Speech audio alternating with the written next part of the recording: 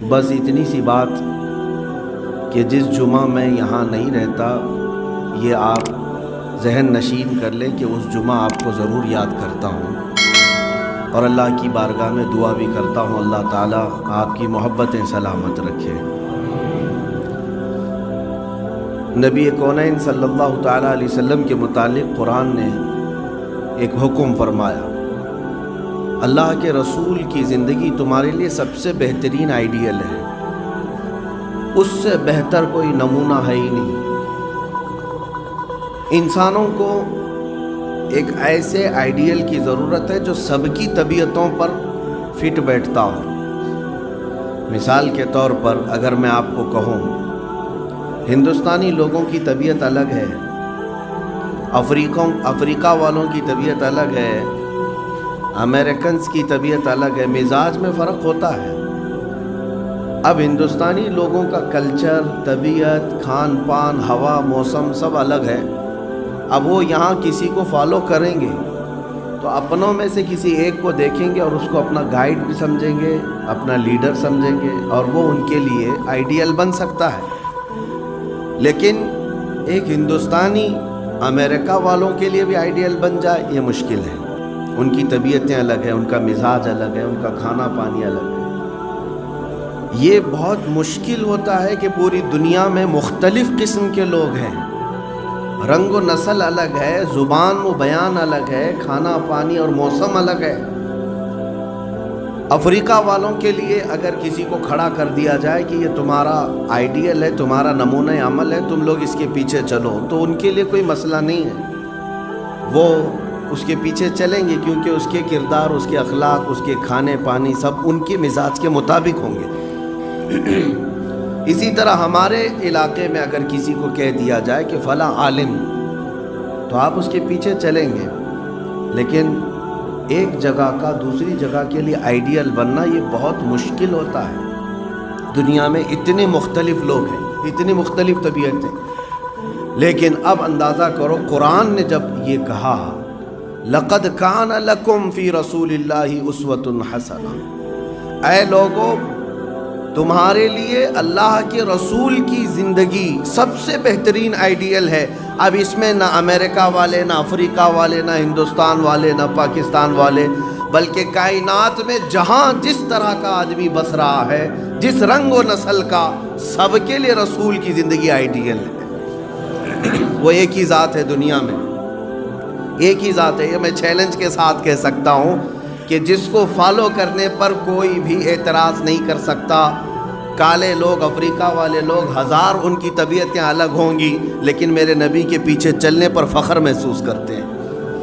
ہندوستانی لوگ، ہمارا کلچر الگ ہے، ہماری طبیعتیں الگ ہیں، لیکن میرے مصطفیٰ کے قدموں پر نچھاور ہونے کو معراج سمجھتے ہیں۔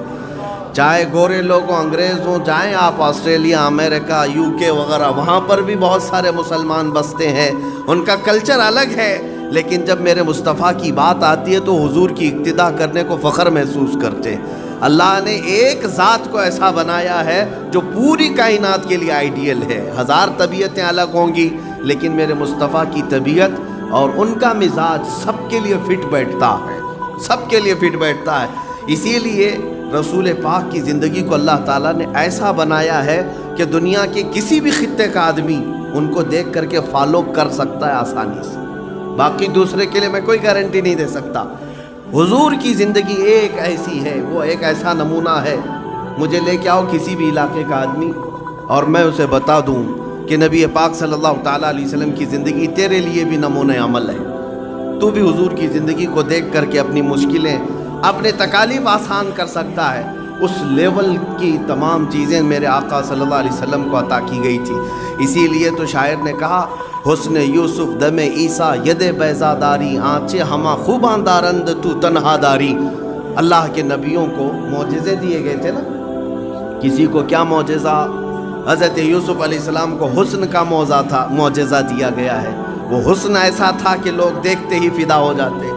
حضرت موسیٰ علیہ السلام کو لکڑی کا عصا وہ زمین پر ڈال دیا جائے، اژدھا بن جائے، یہ معجزہ تھا۔ اور ید بیضا، ہاتھ جیب میں ڈال کر نکالتے تو سورج سے زیادہ چمکتا تھا، یہ ان کا معجزہ تھا۔ اور حضرت عیسیٰ علیہ السلام کو پھونک دیتے، یہ معجزہ دیا گیا تھا کہ مٹی کے پرندوں پر پھونک دیتے تو وہ اڑنے لگ جاتے تھے، اور مردوں کو زندہ کر دیتے، یہ قرآن سے ثابت ہے۔ تو ان نبیوں کو ان کے مقامات پر اور ان کے زمانے کے اعتبار سے معجزے دیے گئے، لیکن اب یہی شاعر نے کہا ہے، حسن یوسف دم عیسیٰ ید بیضا داری، یا رسول اللہ آپ کے پاس تو حسن یوسف بھی ہے، ید بیضا بھی ہے، دم عیسیٰ بھی ہے، اور سارے نبی جو جو خوبیاں رکھتے تھے یا رسول اللہ تنہا آپ کے اندر سب کچھ ہے۔ ذات ہوئی انتخاب، وصف ہوئے لاجواب، نام ہوا مصطفیٰ، تم پہ کروڑوں تو۔ میرے عزیزو، اب میں آپ کو یہ بتانا چاہتا ہوں کہ نبی پاک صلی اللہ تعالیٰ علیہ وسلم کی زندگی سب کے لیے کتنی بہترین آئیڈیل ہے، نمونہ عمل ہے۔ کسی بھی چیز کا ایک لیول ہوتا ہے۔ صبر کے متعلق اگر میں آپ کو کہوں، میں مکہ مکرمہ میں ابھی چند دن وہاں پر گزارا، تاریخی چیزیں دیکھنے کا شوق ہے، سیرت پڑھتے ہیں تو اس میں تطبیق دیتے ہیں، جا کر کے دیکھتے ہیں کن حالات سے حضور پاک صلی اللہ علیہ وسلم کو گزرنا ہوا۔ مکہ کا جو لوکیشن ہے وہ مکمل پہاڑیوں کے بیچ میں ہے، مکمل پہاڑیاں، اور خاص طور پر عرب کا علاقہ جس میں حضور پاک صلی اللہ علیہ وسلم کو اتارا گیا ہے، جغرافی کے اعتبار سے تقریباً صرف عرب میں 20 لاکھ پہاڑیاں ہیں۔ 20 لاکھ کا مطلب کیا ہوتا ہے؟ بہت بڑی تعداد ہے پہاڑوں کی، مسلسل، یعنی اگر آپ دیکھیں گے تو 100 200 کلومیٹر تک کنٹینیو پہاڑوں کا سلسلہ چلتا رہتا ہے، اور مکہ پورا پہاڑوں سے گھرا ہوا ہے۔ کچھ پہاڑوں کے نام تو آپ جانتے بھی ہوں گے، جبل ثور، جبل نور اور جبل ابو قبیس، یہ تمام جو پہاڑیاں ہیں کچھ کے نام ہیں، جبل صفا، جبل مروہ، یہ سب پہاڑ ہی تو ہیں۔ ان پہاڑوں کے بیچ میں مکہ آباد ہے۔ اب لوگوں کی طبیعت کیسی تھی؟ پتھروں کے بیچ رہتے رہتے وہاں کے لوگوں کے دل پتھر سے زیادہ سخت بھی تھے۔ آپ اندازہ کریں، نبی پاک صلی اللہ تعالیٰ علیہ وسلم جب مکہ مکرمہ میں پیدا ہوئے، اور پیدائش سے لے کر آپ کی عمر مبارک 40 سال تک کی ہوئی، تب تک تو آپ نے اعلان نبوت نہیں فرمایا تھا، سب جانتے ہیں۔ کیوں؟ حضور پاک صلی اللہ تعالیٰ علیہ وسلم 40 سال تک ان کے درمیان جیتے رہے اپنے اخلاق و کردار کے ساتھ۔ ایسا نہیں ہے کہ کمپلیٹ نہیں ہوا تھا ابھی، معاذ اللہ رب العالمین کسی چیز میں نقص ہو، ہرگز نہیں، ہرگز نہیں۔ بلکہ میں آپ کو سیرت کے حوالے سے بتاؤں، جب نبی پاک صلی اللہ علیہ وسلم 9 مہینے کے تھے، 9 مہینے کے، دوڑنا شروع فرما چکے تھے، اور 1 سال کی عمر میں آپ تیر اندازی کرتے تھے، تیر اندازی کرتے تھے برابر نشانے پر 1 سال کی عمر، اور 1.5 سال یا 2 سال کی عمر میں حضور پاک صلی اللہ علیہ وسلم گھڑ سواری بھی فرماتے، یعنی بہت فاسٹ گروتھ جس کو کہتے ہیں۔ اتنی کم عمری میں جو ذہانت، جو فطانت اور جو ایکٹیویٹیز نظر آتی ہیں وہ کسی عام میں انسان میں ہو ہی نہیں سکتی۔ تو جب رسول پاک صلی اللہ علیہ وسلم کو اتنی چھوٹی سی عمر میں اللہ تعالیٰ نے اتنے بڑے کمالات دے دیے تھے، تو پھر اسلام کی دعوت شروع سے نہیں فرمائی؟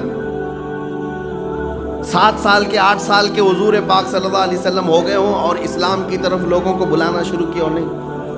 40 سال تک انتظار رہا ہے، 40 سال حضور نے ان کے درمیان گزارے۔ وجہ یہ تھی میرے عزیزو، دل اتنے سخت تھے وہاں پر، دل اتنے سخت تھے، اور برسوں کے زنگ لگے ہوئے بتوں کی پوجا میں، بتوں کے پیچھے لگے ہوئے ہیں، بہت سارے برائیوں میں، اس قدر آپ سنتے ہیں نا خالی، لیکن کچھ طبیعتیں ایسی سخت ہوتی ہیں جو پتھر سے زیادہ سخت ہوتی ہیں۔ ان کے درمیان حضور مبعوث فرما ہوئے۔ اب 40 سال تک نبی پاک صلی اللہ علیہ وسلم اپنے اخلاق و کردار سے ان کے سامنے ساری شخصیت کو منواتے رہے، پیش فرماتے رہے۔ 40 سال کے بعد جو مکہ والے کوئی ایک بھی آپ کی طرف انگلی نہیں اٹھاتا تھا، آپ کے اخلاق پر، آپ کے کردار پر، آپ کی سچائی پر، آپ کی امانت پر ایک آدمی بھی بول نہیں سکتا تھا۔ اس کے باوجود جب آپ نے اسلام کی دعوت پیش کی تو مجھے بتاؤ، کیا جوک در جوک لوگ اسلام میں آ گئے؟ پورا مجمع، جس دن میرے آقا نے مکہ والوں کو بلایا تھا ایک میدان میں اور اعلان کیا تھا میں اللہ کا آخری نبی ہوں اور یہ دین اسلام ہے، یہ بتوں کی پوجا چھوڑ دو، معبودان باطل ہیں، جس نے تمہیں پیدا کیا اس کا سجدہ کرو۔ پورے مجمع میں لوگ ادھر ادھر کھجاتے ہوئے اٹھ گئے اور الٹی سیدھی باتیں کرتے چلے گئے۔ اس مجمع میں سوائے حیدر کرار علی مرتضیٰ کے کوئی نہیں تھا جو اسلام قبول کیا ہو۔ یعنی اس وقت تو آپ کی عمر مبارک 9 سال کی تھی حضرت علی کی۔ باقی مجمع میں اب میں آپ کو بتانا چاہتا ہوں کہ جس قوم کے سامنے حضور نے 40 سال اپنے اخلاق پیش کیے، اور اس کے بعد جبکہ ایک عیب کہیں کسی کے سامنے نہیں ہے یا کوئی انگلی نہیں اٹھا سکتا، اس کے باوجود کوئی ایک بھی دعوت قبول نہیں کرتا، تو اس کا مطلب دل کتنے سخت تھے، کس قدر سخت لوگ تھے۔ اور ایسے سخت لوگوں کے سامنے حضور پاک صلی اللہ علیہ وسلم کو اتارا گیا۔ یہ دنیا کا سب سے بڑا چیلنج تھا، سب سے بڑا چیلنج تھا ان لوگوں کے دلوں کو موم کرنا۔ میں سمجھتا ہوں دنیا کے نہ کسرا اور قیصر کے اندر یہ طاقت تھی، نہ ہی سپر پاور کے اندر یہ طاقت تھی۔ چند ہی سالوں میں ان مکہ والوں کے دلوں کو موم کیا ہے میرے مصطفیٰ کریم کی ذات نے۔ یہ سب سے بڑا چیلنج جس کو ڈیل کیا ہے نبی پاک صلی اللہ علیہ وسلم۔ میاں آپ چھوٹے سے علاقے کو ڈیل کر کے بتا دیں، وہاں کے لوگوں کو منوا لیں، بہت مشکل مرحلہ ہوتا ہے۔ اور حضور پاک صلی اللہ علیہ وسلم، یہ بات میں کیوں کہہ رہا ہوں، حضور کی یہ تبلیغ اور یہ زندگی کی کیفیت ساری دنیا کے لیے آئیڈیل ہے، ساری دنیا کے لیے نمونہ عمل ہے۔ تم کتنے سخت لوگوں کے درمیان جیتے ہوں گے، مکہ کی طرح سخت دل لوگ تو ابھی ہیں نہیں تمہارے پاس۔ اگر تمہارا مقابلہ کسی سخت دل انسان سے ہوتا ہے اور گھبرا جاتے ہو تو دیکھو میرے مصطفیٰ کی ذات کو، وہ تمہارے لیے سب سے بہترین آئیڈیل ہے۔ انہوں نے کیسے فیس کیا، کیسے نبی پاک صلی اللہ علیہ وسلم نے مکہ والوں کے دلوں کو موم کیا ہے۔ عزیزان گرامی وقار، 40 سال کے بعد اس کے باوجود مصطفیٰ کریم صلی اللہ تعالیٰ علیہ وسلم مکہ میں جب تبلیغ شروع فرماتے، 13 سال تک مکہ میں رہے۔ اس دوران جو حالات ہوئے، کس قدر ستائے تھے ان لوگوں نے۔ جب اپنے ساتھیوں کو کوئی پریشان کرتا ہے تو دل میں بہت تکلیف ہوتی ہے۔ اگر آپ کی دوستی ہو کسی سے، آپ کے دوست کو پولیس گھسیٹتے ہوئے لے جائے، کیا آپ تماشا دیکھتے کھڑے رہیں گے؟ آپ بھی بہت بے چین ہو جائیں گے، بے قرار ہو جائیں گے۔ نبی پاک صلی اللہ تعالیٰ علیہ وسلم کے اصحاب کے ساتھ جو مکہ والوں نے کیا، بہت دردناک کیفیت ہے۔ خالی ہم جو ہے واقعات صرف بیان کرتے ہیں، اگر ریئل میں محسوس کر کے دیکھیں تو آپ کو اندازہ ہوگا کہ حضور کے سامنے حضرت عمار بن یاسر کو اور ان کی ماں حضرت سیدہ سمیہ کو جب نیزہ مار کر کے شرمگاہ پر شہید کر دیا گیا، خاتون کو، اسلام کی پہلی خاتون ہے، نبی پاک صلی اللہ تعالیٰ علیہ وسلم کے جانثار چند تھے، ان کو اس طرح مارا جا رہا تھا۔ حضرت بلال حبشی کے پیر میں رسی باندھ کر کے اوباش لڑکے پورے مکہ کی گلیوں میں کھینچتے تھے، ان کی پیٹھ چھل گئی تھی۔ اور میں نے آج بھی محسوس کیا ہے، حاجی جو ہمارے ساتھ جاتے ہیں، 2 منٹ صرف گن کر کے 2 منٹ میں کہتا ہوں، آج پکی سڑکیں بنی ہوئی ہیں، اپنی بس سے بغیر چپل کے صرف وہاں اتر کر کے دکھائیں دوپہر کے وقت، 48 ڈگری 50 ڈگری کی آج گرمی ہوتی ہے وہاں پر۔ آپ 2 منٹ کھڑے ہو جائیں، میں بتا دوں گا آپ کے پیر پورے آبلے پڑ جائیں گے، چھالے پڑ جائیں گے۔ ہمارے خود پیروں میں جتنا تھوڑا بہت ہوگا، 1 منٹ بھی چھل لیے ہوں گے، پیروں کے اندر پورے چھالے پڑتے ہیں۔ اس قدر تپتی ہے آج بھی زمین، جبکہ آج سڑکیں بن گئی ہیں، اس وقت وہاں ریت ہوتی تھی، اور ریت آج بھی اس حالت میں ہے کہ آپ گوشت کو فائل پیپر میں ڈال کر کے اگر وہاں کی ریت میں رکھ دیں تو تھوڑی دیر میں پک کر کے باہر نکل جائے گا۔ آج کی بات کر رہا ہوں، اتنی گرم ریت ہوتی ہے کہ آپ کا گوشت بن جائے گا، پک جائے گا۔ اس ریت میں بلال حبشی کو ننگی پیٹھ سلایا جاتا تھا، ننگی پیٹھ سلایا جاتا تھا، جس کی وجہ سے ان کی پیٹھ کا گوشت گل چکا تھا۔ یہ حضور پاک صلی اللہ علیہ وسلم کے سامنے ہوتا تھا۔ حضور محسوس فرماتے تھے اپنے اصحاب کے، یہی تو کچھ صحابہ آ کر کے یہ پوچھ بھی لیے، کیا یا رسول اللہ ہم حق پر نہیں ہیں؟ حضور نے فرمایا کیوں نہیں، ہم حق پر ہیں۔ پھر کہا آپ کے اصحاب کو اتنی تکلیفیں دی جاتی ہیں، مدد کیوں نہیں آتی اللہ کی؟ نبی پاک صلی اللہ تعالیٰ علیہ وسلم نے اپنے مظلوم صحابہ سے یہ کہا تھا، انبیاء کو جو تکلیفیں پہنچی وہ تو ابھی تمہیں ہوئی نہیں، نبیوں کو تو آریوں سے چیر دیا گیا تھا، جس کا جتنا ایمان ہوتا ہے مولا اس کو اتنی آزمائش سے گزارتا۔ حضور پاک صلی اللہ علیہ وسلم اپنے اصحاب سے فرماتے کہ صبر کرو، وقت تمہارا آئے گا، اس دور سے گزرو گے، امن آئے گا، اللہ کی رحمت آئے گی۔ اور مکہ کے وہ دن حضور ڈٹ کر کیسے کھڑے رہے ہوں گے؟ کبھی میں سیرت پڑھتا ہوں تو سوچتا ہوں ان اصحاب کے اوپر پہاڑ توڑے جا رہے تھے، حضور اس وقت بھی ثابت قدم تھے۔ اور پلس یہ کہ حضور کو سب سے زیادہ نبی پاک صلی اللہ علیہ وسلم کی مکہ مکرمہ میں کسی نے سپورٹنگ کی تھی تو ماں خدیجۃ الکبریٰ رضی اللہ تعالیٰ، مال سے، محبت سے، تعاون سے۔ حضور پاک صلی اللہ تعالیٰ علیہ وسلم کی شریک حیات ہی نہیں تھی، بلکہ مکمل حضور پاک صلی اللہ تعالیٰ علیہ وسلم کی حمایت میں ہر وقت کھڑی رہتی تھی۔ لیکن وقت ایسا آیا کہ مکہ والوں نے حضور پاک صلی اللہ علیہ وسلم اور ان کے پورے خاندان کا بائیکاٹ کر دیا، سوشل بائیکاٹ۔ کیسا سوشل بائیکاٹ؟ وہ جگہ آج ہم دیکھ کر کے آئے، پہاڑیوں کے بیچ میں ایک گھاٹی ہے جس کو شعب ابی طالب کہتے ہیں۔ نبی پاک صلی اللہ علیہ وسلم اور ان کے خاندان کو اس گھاٹی کے اندر محصور کر دیا گیا کہ آپ لوگ اس کے باہر نہیں آئیں، اور کھانا پانی ساری چیزیں بند، کوئی باہر والا ادھر اندر نہ آئے، اندر والے باہر نہ جائیں، سلام کلام بات چیت پورے مکہ کے خاندانوں سے ان کی بند کر کے رکھ دی گئی۔ اور یہ 2 دن 4 دن کی نہیں، 3 سال تک کے لیے تھا۔ اس گھاٹی کے اندر نبی پاک صلی اللہ علیہ وسلم 3 سال گزارے، جبکہ پتے کھائے اور چمڑے ابال کر کے کھائے۔ یہ وہ دن تھے، اور پھر بھی اسلام کی اس عظیم شاخوں کو کبھی میرے آقا صلی اللہ علیہ وسلم نے مرجھانے نہیں دیا، ثابت قدم کھڑے رہے۔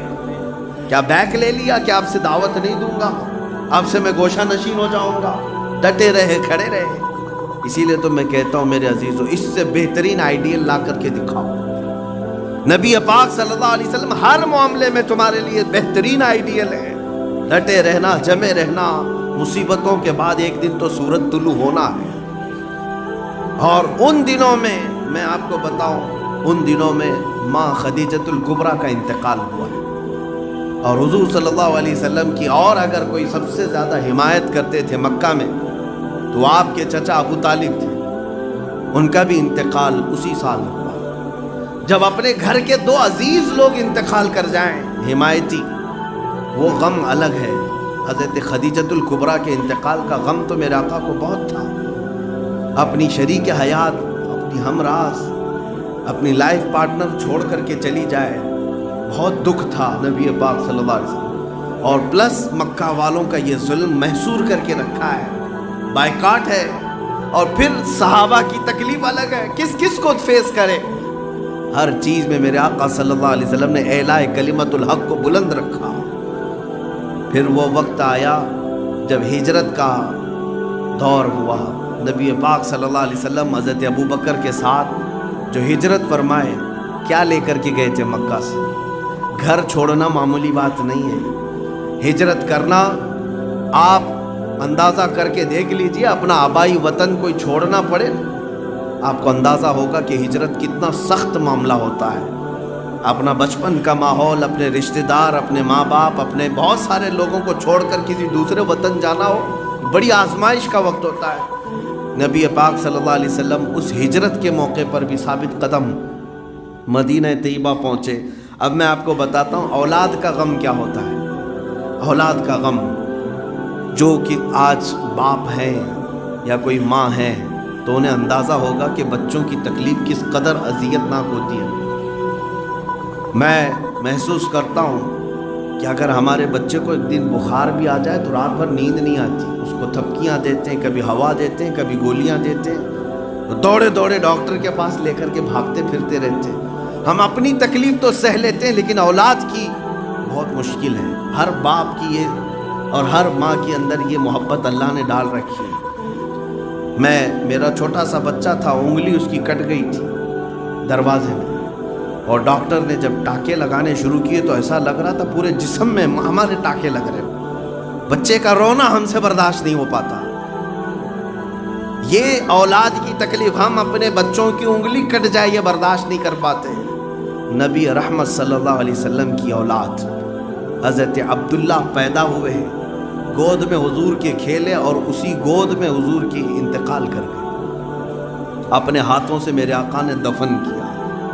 دوسرے بیٹے حضرت قاسم پیدا ہوئے، نبی پاک کی گود میں کھیلے، انتقال کر گئے۔ میں صرف انگلی کٹنے کی بات نہیں کر رہا ہوں، دم توڑنے کی بات کر رہا ہوں۔ جب کسی کا بچہ اس کی آنکھوں کے سامنے انتقال کر جائے تو کتنا بڑا گہرا دکھ دے جاتا ہے بچہ۔ تیسرے بیٹے حضرت ابراہیم پیدا ہوئے ہیں، جن سے حضور کو بڑی الفت تھی، محبت تھی۔ 6 مہینے تک میرے آقا کی گود میں کھیلتے رہے، اور یہ وہ دور تھا جب امام حسین بھی پیدا ہوئے تھے۔ نبی پاک صلی اللہ علیہ وسلم امام حسین اور اپنے بیٹے حضرت ابراہیم دونوں کو گود میں بٹھاتے۔ پھر جبرائیل امین نے آ کر یہ بھی کہا، یا رسول اللہ صلی اللہ علیہ وسلم، ان دونوں میں سے ایک ہی کو آپ رکھ سکتے ہیں، اللہ کی منشا یہ ہے۔ نبی پاک صلی اللہ علیہ وسلم نے امام حسین کو رکھ لیا، اپنے بیٹے کو قربان کیا۔ دوسرے ہی دن حضرت ابراہیم کا انتقال ہوا۔ 3 دن تک حضور کی آنکھوں سے صرف آنسو بہتے تھے، آواز نہیں آتی تھی۔ صحابہ کہتے ہیں آنسو ٹپکتے رہتے تھے۔ اولاد کا غم کیا ہوتا ہے؟ 3 بیٹے انتقال کر گئے۔ حضور کی 4 بیٹیاں تھیں، حضرت زینب، حضرت رقیہ، حضرت ام کلثوم، حضرت فاطمہ، 4 بیٹیاں ہیں۔ میں آپ کو بتاؤں، یہ ہجرت کے بعد سب شادی شدہ ہو چکی تھی۔ حضور پاک صلی اللہ علیہ وسلم جب مدینے آئے تو حضور پاک نے اپنی بڑی بیٹی کی شادی پہلے فرمائی تھی۔ حضرت زینب سفر کے دوران وہ اونٹ سے گر پڑی، حمل تھا اور حمل گر گیا، اور اسی زخم کے بعد چند دن بیمار ہوئی۔ مدینہ طیبہ میں جوانی کے عالم میں بڑی بیٹی حضور کے انتقال کر گئی۔ نبی پاک صلی اللہ علیہ وسلم نے جنازہ پڑھایا۔ اپنی جوان بیٹی، شادی شدہ بیٹی، اس کو دفن کرنا کوئی باپ سمجھ سکتا ہے۔ حضور پاک صلی اللہ علیہ وسلم کی دوسری بیٹی حضرت رقیہ حضرت عثمان غنی کے نکاح میں دے دیا۔ بڑی خوش تھیں بہت، لیکن جس سال جنگ بدر ہوئی، دوسری ہجری، جنگ بدر کے لیے جب میرے آقا جا رہے تھے تو حضرت رقیہ بہت بیمار ہو گئی۔ جب اپنے بچے بیمار ہوں تو آپ سفر ملتوی کر دیں گے، میرا بیٹا بیمار ہے، میں اب آگے نہیں جاؤں گا۔ حضور جہاد پر جا رہے تھے اور بیٹی گھر میں بیمار ہے۔ نبی پاک صلی اللہ علیہ وسلم نے حضرت عثمان سے کہا، عثمان تم میری بیٹی رقیہ اور تمہاری زوجہ ہے، اس کی تیمارداری میں لگے رہو، بدر کے صحابہ میں تمہارا بھی حصہ رکھا جائے گا۔ حضرت عثمان بدر میں نہیں گئے، ان کی تیمارداری میں لگے رہے۔ جب نبی پاک صلی اللہ علیہ وسلم بدر کے مقام پر تھے، عین لڑائی کے وقت، مدینے سے خبر آئی کہ حضرت رقیہ کا انتقال ہو گیا۔ حضور کی یہ دوسری بیٹی کا انتقال ہے، جن کے جنازے میں میرے آقا شریک نہیں ہو سکے، وہ بدر میں موجود رہے۔ مجھے بتاؤ میرے عزیزوں، کون ہے یہ جو برداشت کر سکتا ہے؟ تیسری بیٹی حضرت ام کلثوم تھی۔ جب واپس مدینے تشریف لائے تو ان کا نکاح میرے آقا صلی اللہ علیہ وسلم نے حضرت عثمان سے کر دیا۔ حضرت ام کلثوم یہ دوسری بیٹی تھی، لیکن زندگی وفا نہ کر سکی۔ چند ہی سالوں کے بعد حضرت ام کلثوم کی بھی آخری وقت آ گئے، اور نبی پاک صلی اللہ علیہ وسلم کی آنکھوں کے سامنے ان کی روح نکلی۔ 3 بیٹے اپنے ہاتھوں سے دفن کرنا، 3 جوان بیٹیوں کو، شادی شدہ بیٹیوں کو دفن کرنا، کسی باپ سے پوچھ لے۔ اسی لیے میں کہتا ہوں، اس سے بڑا آئیڈیل دنیا میں تمہارے پاس ہو ہی نہیں سکتا۔ صبر کے معاملات میں اگر دیکھنا ہو تو لاؤ، میں چیلنج کرتا ہوں، کوئی ہے؟ اب بات یہ ہے کہ آخری بیٹی سیدہ کائنات فاطمہ الزہرا سلام اللہ علیہا، حضور کی حیات میں صرف وہ تنہا باقی رہی تھی نبی پاک صلی اللہ علیہ وسلم کے، اور حضور پاک صلی اللہ تعالیٰ علیہ وسلم کے 6 اولاد دفن کرنے کے بعد کبھی میرے آقا صلی اللہ تعالیٰ علیہ وسلم کی زبان سے نکلا ہو کہ اے رب ذوالجلال میرے گھر کی ساری اولاد ختم ہو گئی؟ نہیں، بلکہ ایک بار بھی حضور پاک صلی اللہ تعالیٰ علیہ وسلم نے اپنے اولاد کی موت یا ان کے دفن، ان کے کفن کی شکایت رب ذوالجلال کی بارگاہ میں کبھی نہیں کی۔ حتیٰ کہ میں آپ کو وہ جملہ بتا دوں، جب طائف کے میدان میں حضور پاک صلی اللہ علیہ وسلم پر کفار نے نوکیلے پتھر پھینکے تھے، پتھر پھینکے تھے جو پیشانی مبارکہ پر لگے تو خون اتنا بہا تھا کہ حضور کے نالین میں آ کر جم گیا تھا. حضور پاک صلی اللہ علیہ وسلم کی اس وقت میرے آقا کے ساتھ زید بن حارثہ حضور کے غلام اور حضور کے خاص صحابی منہ بولے بیٹے وہ ساتھ میں تھے. حضور پاک صلی اللہ علیہ وسلم کی اس کیفیت کو دیکھ کر کے وہ کہتے ہیں اتنی گھبراہٹ ہوتی تھی, کبھی ادھر سے پتھر آتا, کبھی ادھر سے پتھر, کبھی ادھر سے. وہ ایک صحابی بچانا چاہتے ہر جگہ سے لیکن پتھر تو گرے. اس کے بعد حضرت زید کہتے ہیں جب میں میرے آقا کے نالین پاک نکال رہا تھا تو خون سے چپک گئے تھے دھونے کے لیے. اس وقت حضرت زید بن حارثہ کہتے ہیں ایک دعا میرے آقا نے کی تھی اللہ کی بارگاہ میں, میں سنتا ہوں تو رونگٹے کانپ جاتے ہیں. رب تعالیٰ کی بارگاہ میں کہتے ہیں اے اللہ جو شکایت ہے میری یا جو کچھ بھی معاملہ ہے میں تیرے علاوہ کس کے پاس کروں. اور پھر کہتے ہیں اے رب ذوالجلال یہ میری کمزوری ہے کہ میں ان تک یہ تمام معاملات کو پہنچا نہ سکا. اپنی حضور پاک صلی اللہ تعالیٰ علیہ وسلم عاجزی کا اظہار رب ذوالجلال کی بارگاہ میں کرتے ہیں اور آخری میں یہ کہتے ہیں ان لم یکن غضبک علی فلا ابالی. یہ جتنا مجھے تکلیف پہنچائیں یہ لوگ پتھر مارے ہیں جو کچھ بھی ہیں, ان لم یکن غضبک علی فلا ابالی, اے رب اگر تیرا غضب نہیں ہے میرے اوپر تو پھر مجھے ان کی تکلیف کی کوئی پرواہ نہیں, بس تو ناراض نہ ہو. اتنی تکلیفیں اٹھانے کے بعد اللہ کی بارگاہ میں یہ کہیں کہ مولا اگر تو ناراض نہیں ہے تو مجھے ان کی تکلیف کی پرواہ نہیں ہے. یہ کمال کی استقامت, یہ کمال درجے کی ثابت قدمی ہے. اسی لیے قرآن نے کہا لقد کان لکم فی رسول اللہ اسوۃ حسنہ, اے لوگوں بے شک تمہارے لیے رسول کی زندگی سب سے بہترین آئیڈیل ہے, سب سے بہترین نمونہ ہے. میں یہ بھی جانتا ہوں ساتھیوں کو کھونا کتنا بڑا مسئلہ ہوتا ہے. آپ ایک تنظیم چلاتے ہو, تحریک چلاتے ہو یا آپ ایک کمیٹی چلاتے ہو, کمیٹی میں مشکل سے 10-11 لوگ ہوتے ہیں, کبھی 20-25 ہوں گے, اور اس میں سے 4 لوگ ایک ساتھ مر جائیں, ختم ہو جائیں, پھر دیکھنا کمیٹی کی حالت کیا ہو جاتی ہے. ایسا سوگ کا ماحول آ جائے گا, خزاں کا موسم چل پڑے گا. اگر کوئی تنظیم یا کوئی تحریک چل رہی ہے اس کے مین ارکان اگر اچانک انتقال کر جائیں تو وہ ٹھپ پڑ جائے گی, رک جائے گی. آپ کو پتہ ہے مدینہ طیبہ سے جب میرے آقا صلی اللہ علیہ وسلم احد کے میدان میں گئے تھے, احد کی لڑائی ایسی سخت ہو چکی تھی. احد کی لڑائی, اس میں نبی پاک صلی اللہ علیہ وسلم کے سب سے عزیز ترین صحابہ 70 کے قریب شہید ہو چکے تھے, اور وہ ٹاپ لیول کے صحابہ تھے جس میں حضرت امیر حمزہ ہے جو حضور کے باڈی گارڈ کی طرح رہتے ہیں, ہمیشہ حضور کے دفاع میں کھڑے رہنے والے صحابی, سگے چچا. حضور کی آنکھوں کے سامنے ان کے سینے پر نیزہ مارا گیا جو ان کی پیٹھ سے نکلا اور ان کے سینے کو چیر کر کے ان کا کلیجہ چبایا گیا تھا. عبداللہ بن جہش حضور پاک صلی اللہ علیہ وسلم کے چہیتے صحابی, جنگ بدر جنگ احد میں جن کے جسم کے 80 ٹکڑے کر دیے گئے تھے اور ایک ایک ٹکڑے کو سوئی میں پیرو کر کے ہار بنا کر کے کافروں نے پہنا تھا. اسی جنگ میں حضرت مصعب بن عمیر جو رسول اللہ صلی اللہ علیہ وسلم کے سفیر تھے, ترجمان, ایمبیسیڈر, بادشاہوں تک اسلام کی تبلیغ پہنچانے والا کام کرتے تھے, وہ شہید ہوئے تھے.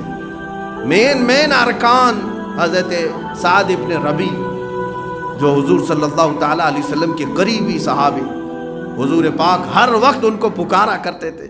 انس بن نذیر جو رازوں کے مالک تھے, حضور پاک صلی اللہ علیہ وسلم کی رازوں کے امین تھے, وہ شہید ہوئے. وہ ایسے شہید ہوئے تھے کہ ان کی انگلی کے علاوہ ان کا جسم کا کوئی حصہ ہی نہیں ملا, صرف انگلی, شہادت کی انگلی کی پور, وہ بھی ان کی بہن نے دیکھ کر کے پہچانا کہ یہ میرے بھائی انس بن نذیر کی انگلی ہے, باقی تو جسم ملا نہیں.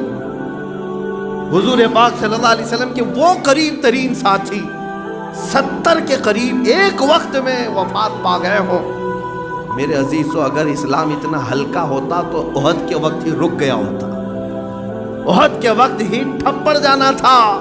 مین ارکان جس کو کہتے ہیں مین ممبرز, ایک ساتھ شہید ہوئے، لیکن جنگ احد میں امیر حمزہ شہید، مصعب بن عمیر شہید، عبداللہ بن جہش شہید، سعد ابن ربی، انس بن نزیر رضی اللہ تعالیٰ عنہ مجمعین، بڑے بڑے صحابہ شہید ہوئے، لیکن دوسری فجر کے وقت میرے آقا مسجد نبوی میں حاضر تھے، مصلی امامت پر میرے آقا مسجد نبوی میں حاضر تھے، صحابہ کو خطبہ دے رہے تھے، یہ اسلام نہ کبھی رکا ہے نہ رکے گا۔ میرے عزیزو، اس لیے میں کہتا ہوں آفات ناگہانی آج جو ہمارے حالات کو جھنجھوڑ رہے ہیں، گھبرانے کی ضرورت نہیں، نہ گھبراؤ مسلمانوں، ابھی خدا کی شان باقی ہے، ابھی قرآن زندہ ہے اور اسلام باقی ہے، اور انشاءاللہ العزیز کچھ نہیں ہوگا، اسلام تیری نبض نہ ڈوبے گی، حشر تک تیری رگوں میں رواں خون ہے چار یار کا، تیری رگوں میں رواں خون ہے چار یار کا۔ اسلام نے بہت سارے مراحل دیکھے ہیں، اور اسی لیے شاعر نے بالکل برحق کہا تھا، اسلام زندہ ہوتا ہے ہر کربلا کے بعد، اسلام زندہ ہوتا ہے ہر کربلا کے بعد، قربانیاں دینی ہوں گی، ان مصائب کا سامنا کرنا ہوگا، جب مصیبتیں زیادہ آ جائیں تو گھبرانا نہیں، حضور کی سیرت پڑھ لینا، حضور پاک کی سیرت پڑھنا، اور قرآن سچ کہتا ہے ان سے بہترین آئیڈیل کوئی ہو ہی نہیں سکتا ہمارے لیے، وہ افریقاؤں کے لیے، امریکنز کے لیے، ہندوستانیوں کے لیے، پاکستانیوں کے لیے، پوری دنیا کے عربوں کے لیے، جس خطے میں بھی انسان جیتا ہے، سب کے لیے میرے رسول کی زندگی آئیڈیل ہے، نمونہ عمل ہے، اور بلا چون چرا اور بغیر کسی اعتراض کے، بغیر کسی شک و شبہ کے ہر انسان میرے آقا کے پیچھے چل سکتا ہے، صرف چل ہی نہیں سکتا، جو چلے گا وہ فائز المرام بھی ہو سکتا ہے، بلند و بالا مقامات بھی حاصل کر سکتا ہے، اس لیے کہ صحابہ نے یہ ثابت کر دکھایا، مدینہ طیبہ میں جو میرے آقا کے پیچھے چلنے والے صحابہ تھے، وہ مدینہ کے بورن ہی نہیں تھے، مدینہ کے پیدائشی نہیں تھے، حضرت بلال حبشہ سے آئے تھے، حضرت صہیب فارس سے، حضرت سلمان فارس سے آئے ہوئے تھے، کہاں کہاں سے صحابہ آئے، فارس کی طبیعت الگ ہے، حبشہ کی طبیعت الگ ہے، روم کی طبیعت الگ ہے، عرب کی طبیعت الگ ہے، لیکن ہر مختلف طبیعت کے صحابہ مدینے میں آئے، میرے آقا کے پیچھے چلے، اور پھر اس کے بعد سب کا نعرہ یہی تھا، جب تک بکے نہ تھے تو کوئی پوچھتا نہ تھا، تم نے خرید کر ہمیں انمول کر دیا، ایک عرب نے آدمی کا بول بالا کر دیا، خاک کے ذروں کو ہمدوش ثریا کر دیا، خود نہ تھے جو راہ پر اوروں کے ہادی بن گئے، کیا نظر تھی جس نے مردوں کو مسیحا کر دیا۔ اللہ کریم زندگی بھر میرے مصطفیٰ کے قدموں میں ہمیں عطا فرمائے، حضور پاک صلی اللہ تعالیٰ علیہ وسلم کی عزت کی پہرے داری اور ان کے ناموس کی پہرے داری کی توفیق عطا فرمائے۔ اے رب کریم، آخر میں تیرے دربار میں یہی التجا ہے، جب تک زندہ رکھے تیرے حبیب کا وفادار بنا کر رکھ، جب دنیا سے جانا ہو تو تیرے حبیب کی محبت پہ ہمارا جنازہ اٹھائے۔